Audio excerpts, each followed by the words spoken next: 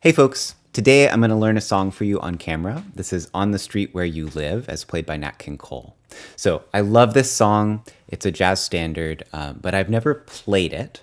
I've heard it many times, never played it. So you're going to see me learning this by ear on camera. And important to say up top, everything I'm demonstrating is something you can learn to do. You know, there are myths out there about ear training, but it is very much a learnable skill, and I'm only going to be using relative pitch skills. I do not have perfect pitch. So we'll mostly just show you my process in real time, but I will cut in here a little bit of my performance of this song from the end of the video so you can see where we're going.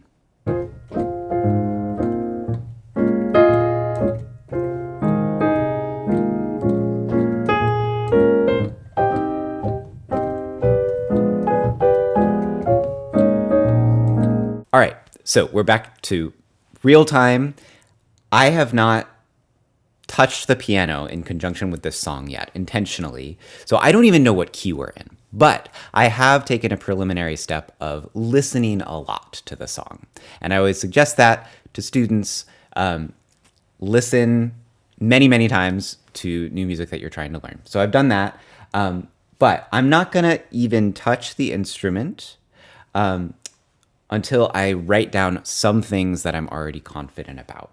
And I'll show you how that works. So let's listen a little bit together to this recording. I have often walked down the street before, but the pavement always stayed beneath my feet before. All at once am I several stories high, knowing I'm on the street where you live. Are there lilacs? Okay, so that's the first 8 bars. Now, I know from having listened to the song a lot that this is a classic song form for this style and era of music. It's A-A-B-A. So that means we have one section that's 8 bars long. We just heard it. That's the A section. It happens once, then again, maybe with a slightly different ending. Then we get a different section, the bridge, and we'll skip ahead to that in a bit. And then we return to the A section. So 4 8-measure sections adds up to 32 bars, and that is the classic 32-bar song form in the Great American Songbook. To learn this song by ear, we really just need to learn 2 8-measure sections. And what I'm going to do here on our chord chart is just lay out for myself bar lines so that I already can start to, make this seem more manageable, right? It's like I can see everything in front of me. This is what we need to learn. It's this much music. Okay, now I don't know what key we're in yet, but I know from having listened to the song a lot that if I play the start of the song here, I'm going to be able to sing one for you. I have often walked. So, ba, ba, the melody starts on the 1. And that's something that you can practice doing, is learning to sing 1 and identify it. If you're not confident about your guess when you're singing away from the instrument, sometimes it helps to sing a few notes on either side of 1. 1, 2, 3, 4, 5, 6, 7, 1. You can even try singing the entire scale. So I know that's 1. I now am going to, I think, to speed things up and just be honest about what I'm already hearing from having listened to the tune a lot. I'm just going to let the song play in real time and write out chord functions that I'm hearing. By the way, one thing that you saw me do, I switched so that I mostly have the left headphone on. And that's because in this mix, most of the bass is on the left. And that's always something that I point out to students. It can help a lot when you're trying to listen for the bass line of a song as a basis for hearing the chord functions. It really helps to make sure that you're actually hearing all the bass, right? So you need good headphones or good speakers in order to do that. Your phone speaker often will not play the fundamental of whatever the bass note is. And yeah, in this case, like I wasn't actually hearing much bass in the right headphone. So if I want to actually be hearing these bass notes, that's going to help me a lot to hear chord functions. And I'm going to be hearing them on the left. So, okay, let's start at the top, and I'm just going to write out what I hear in terms of bass and like guessing at chord functions based on the style. I have often walked 3, 4. down the street before, but the pavement always stayed beneath my feet before. All at once am I several stories high, knowing I'm on. So immediately I realized if we're counting it as 1, 2, 3, 4, with this interpretation of the song, the A section would actually be 16 bars. So I'm going to double it up, just so that we can stay on the page that I laid out here. So I immediately heard in the bass, 1, 2, 3, 2. In this style of music, we would likely play all of those as seventh chords, diatonic seventh chords, but I'm just going to leave that out for now to keep things simple. Some chord function here that I'm not confident in, then 2, and then this was 2. I have often walked down the street before, but the pavement always stayed beneath my feet before. All at once am I several stories high, knowing I'm on the street where you live. Are there lilac trees in the heart of town? Can you hear a lark in any other I think part this of is town? flat 3 diminished. Does enchantment pour out of every door? No, it's just on the street where you live. Okay, I'm actually now going to play the instrument a little bit so that this isn't totally abstract. So what am I doing? I'm listening for chord functions. I don't yet know what key we're in, but as soon as I try a note on the instrument, we'll be able to figure that out. And you may have seen me do one of these videos before or heard these things from me, but in case this is like totally nonsense, what is Ted talking about? What we're doing is we're relating everything to the key of the song. So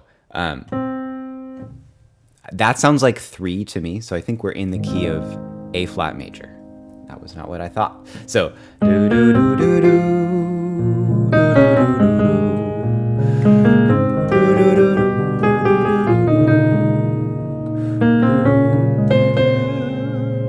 I think maybe here it's to half diminished, because it sounds like it does that.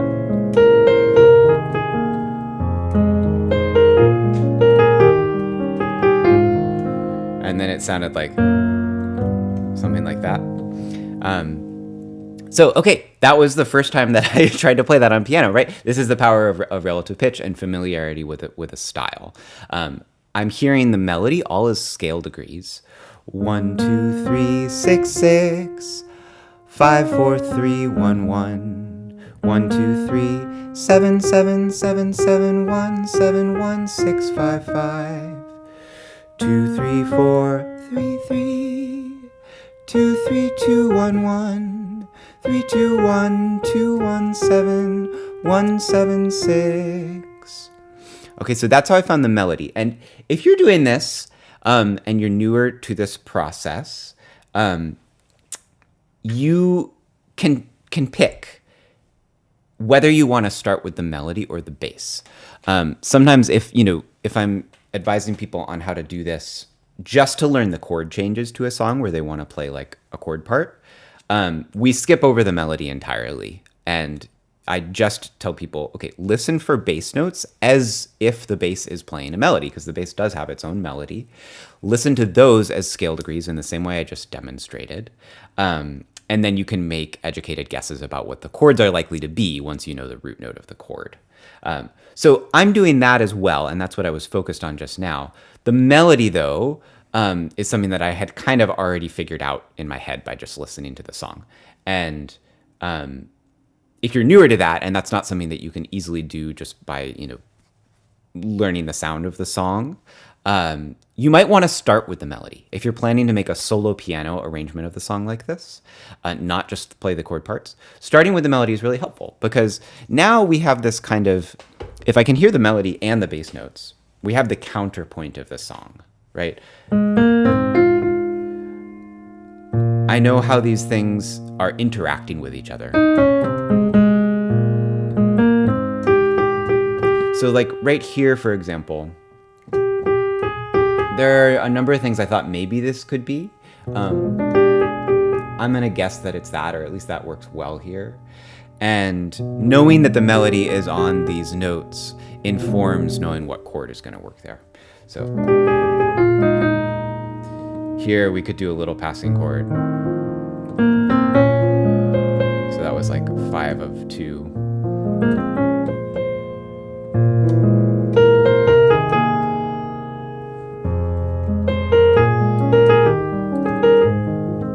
So I think that's the A section. I'm playing all of these either as diatonic 7th chords. So that's the 4-note chord that belongs if you just build it using notes in the scale based on the root. Either as diatonic 7th chords, or then everything else is stuff that's really stylistically common for songs written in this era and in this style. So like 2 half diminished 7. I think that's what's going on in that spot right here. And that's a very common sound to hear. It's similar to turning a 4 chord into a 4 minor chord in pop music. It's the same note that changes that gives it a really bittersweet sound. And yeah, everything else is just a guess based on what I'm hearing in the bass. And from familiarity with the style, it's like, if anything isn't what you would expect to be based on that bass note, it's gonna stand out as sounding unusual. So let's get into the bridge now. Maybe I'll try playing along a little with the second A. And the bridge, I think, has some more surprises in there and things that may challenge my expectations more, so that might be interesting. Part of town. Can you hear a log in any other part of town? Does enchantment pour out of every door? No, it's just on the street where you live.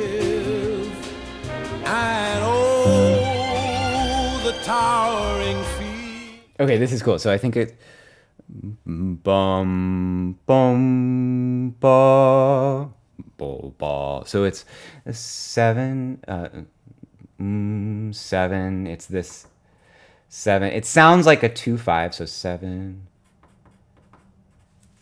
And oh, the towering. Oh. So it's like this thing, which is very common. It would be a 2-5 to the relative minor, but instead it's a fake out, and we go to 4. The towering feeling. So 4 major 7.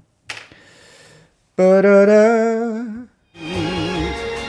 Just to know somehow you are near. So, okay, I wasn't sure about that. That top violin line is doing this. And this is all parallel. Which is supposedly kind of breaking a rule of voice leading, but sounds good. So this spot is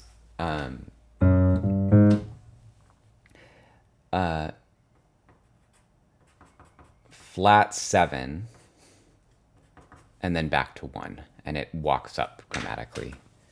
Let me just double check that. And oh, the towering feeling, just to know somehow you are near. The old. Yeah, to find more of those voices that are going on in the strings, which would be helpful to just get deeper into this arrangement. I would need to spend more time than I think I'm going to do on camera right here. But I think that's the general. Oh, the towering feeling, just to know somehow you are near. And oh. Okay, and then here, I had a guess about this just from listening to the recording of the song away from the instrument. I think it goes to 3 major. And the reason that I have that suspicion is because of the melody. So this sounds like 1 7 7 6, and then this is a half step, and that note doesn't belong in the key. So I think that's what's going on, which means that then we're temporarily modulating to C major. So that's the 3. So this is like, we're going to say, we go to the key of the 3, and we're going to think that this is 2 5, probably a minor 2 5 like that, to 1 in the key of 3.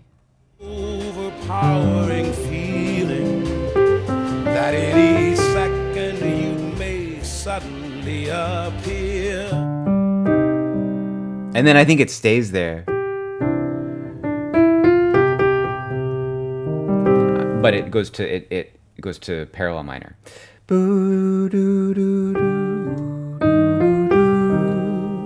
Kind of a quick 2 5 in that C minor. And then maybe it does a 2 5 back to get back to A flat. That any second you may suddenly appear. People stop and stare. Yeah. I think that's what I'm hearing in the bass is then B flat, E flat. So that's a 2 5 back to the home key. And that's the tune. Okay. So I know that this has all been like, you know, for a lot of adult amateur pianists who is, you know, you are my audience, you're who I expect to be watching this video. If you're another professional jazz musician and you're watching this, you're like, of course. And in fact, a lot of, you know, professional jazz musicians, very experienced jazz musicians who have learned hundreds of songs like this, would not be making a chart. You know, you can learn a new tune, and if you want to make a chart so you can review it from your own chart later, that's useful. But a lot of people just are learning things purely from memory. But okay, on the flip side of things, the other end of the spectrum, if you've never learned a song by ear before, or you're, you know, a more beginner student who didn't go to jazz school, I know that a lot of this probably seems like total nonsense. But the point is to demonstrate how this works when you're experienced with this process and you have a lot of familiarity with the style. Uh-oh, my light is blinking. We're going to need to take a brief intermission to let my light cool down. Okay, we're back. So point being, if you are new to this process, a big part of what I want to inspire you to do is just start trying to learn some songs by ear. Because for a lot of adult students, that's actually the biggest hurdle, is just feeling like it's okay to kind of make a mess and experiment. You know, the other thing that helps a lot is learning some of these kind of foundational theory skills that I'm relying on, and you know, keyboard recognition of finding these things. I'm relying so heavily on my knowledge of the A flat major scale and all the chords that belong within that key. So those are the kind of things that I teach a lot about on this channel, and you'll learn in depth if you go become a Piano Fluency member and work through my course. And that tends to be very helpful for adult students, because until you've laid those foundational skills, doing something like listening for scale degrees the way that I just did isn't really all that useful, because if you want to test your guess that it's a 2 chord, it takes you forever to first find the 2 chord. So those are good things to keep in mind, but it really is true that you can learn to do these things. I've been doing it for a long time, and I'm very, very familiar with this style, which is more complex than a lot of pop music. But I have witnessed students who are pretty new to the instrument, like within their first couple of years of playing the piano, have success learning an entire song like this, maybe not quite this quickly, but learning an entire song accurately by ear from recordings. So I really want you to feel encouraged that this process of like, okay, I had never played this song before a little bit ago. Now I know what the song is. And that was just through using my ears. This is available to every musician who's interested in learning. So with that, let me try to do a little solo piano interpretation of the tune and hope that I finish it before my light starts blinking again. Here we go.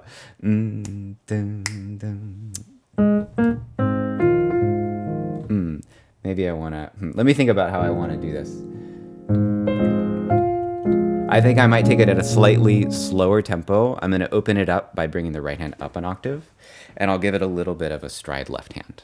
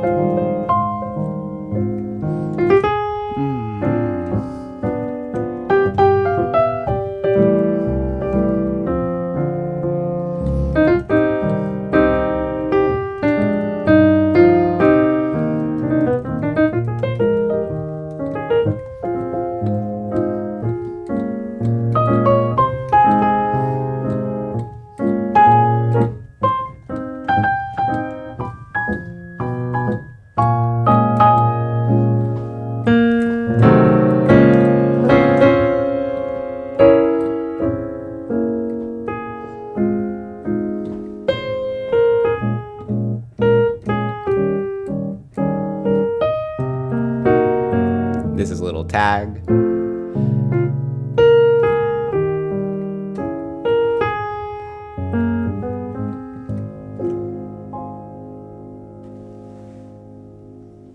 And that's it. I learned On the Street Where You Live as played by Nat King Cole. Now, if I want to really add this to my repertoire of standards, I'm going to need to come back and review it a number of times. I might want to dig further into some of the transitional details here. And it's always a good idea to check out other recordings as well, because some of these details might be specific to this arrangement on this Nat King Cole record. But that was a basic demonstration of this process of listening through to a song that was familiar but that I hadn't played before, listening for scale degrees, finding the key center, testing my guesses as to the chord functions, and arriving at a place where now I have a basic knowledge of the song. And keep in mind, this process took me so much longer the first handful of times that I did it. And it gets easier and faster the more that you do it over time. So that's true for every student I've ever worked with. It can be true for you too. And if you've never done any sort of learning things by ear before, or you're relatively new to the process, just try something that's appropriate to where you're at. It could be, just finding the key of a song that you really like, or finding one or two chords to a pop song. Okay, and I'm obviously going to need to figure out this overheating problem with my light, but I want to preserve the informal, real-time nature of this video, so I'm not going to retake everything or anything. We'll leave that thing with the light in. Thank you for joining me in this video. My name is Ted with Piano Fluency.